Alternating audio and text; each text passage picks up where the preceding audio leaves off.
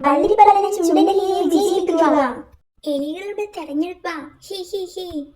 ഹേ, എലികളെ ആരാ തിരയുന്നത്? അതല്ലടോ, എലികൾ നേതാവിനെ കണ്ടെത്താൻ വോട്ടെടുപ്പ് നടത്തുകയാണെന്നേ. ഒരൈഡിയ, നമുക്കൊരു സർവേ നടത്തിയാലോ? സർവേയോ എന്ന് വെച്ചാൽ എലികളോട് അഭിപ്രായം ചോദിക്കുന്ന പരിപാടി. ആര് ജയിക്കുമെന്ന് മുൻകൂട്ടി അറിയാൻ പറ്റും. സർവേയിൽ സർവ്വ എലികളോടും അഭിപ്രായം ചോദിക്കണോ? എല്ലാവരും ഒന്നും ചോദിക്കണ്ട. 8-10 പേരുടെ അഭിപ്രായം കിട്ടിയാൽ മതി.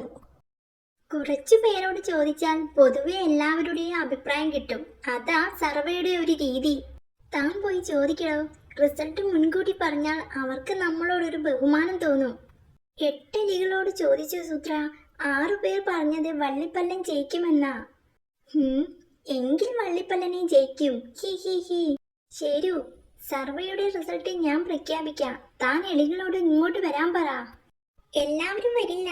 കുറെ പേർ പനി പിടിച്ച് കിടപ്പാ. പനിയാണെങ്കിൽ താൻ അവരെ വൈദ്യരെ കാണിക്കടോ.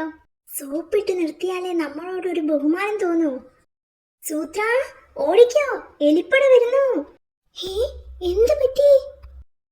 എടോ, എലികൾക്ക് പനിയില്ലായിരുന്നു. പക്ഷെ അവന്മാർ സമ്മതിക്കണ്ടേ? ഞാൻ തർക്കിച്ചപ്പോ അവന്മാർക്ക് ദേഷ്യം വന്നു. പിന്നെയും തർക്കിച്ചപ്പോ സകലതും കൂടി പിന്നാലെ വന്നു. താൻ വൈദ്യുതി കാണിച്ചില്ലേ? പിന്നല്ലാതെ കൂട്ടത്തിൽ 8 എലികളെ കാണിച്ചു. പൊതുവെ പനിയില്ലായിരുന്നു. പൊതുവെയോ? അതെന്നെ, 8-ൽ 6 പേർക്കും പനിയില്ലായിരുന്നു. സർവേ അനുസരിച്ച് പൊതുവെ പനിയില്ല എന്നല്ലേ അതിനർത്ഥം?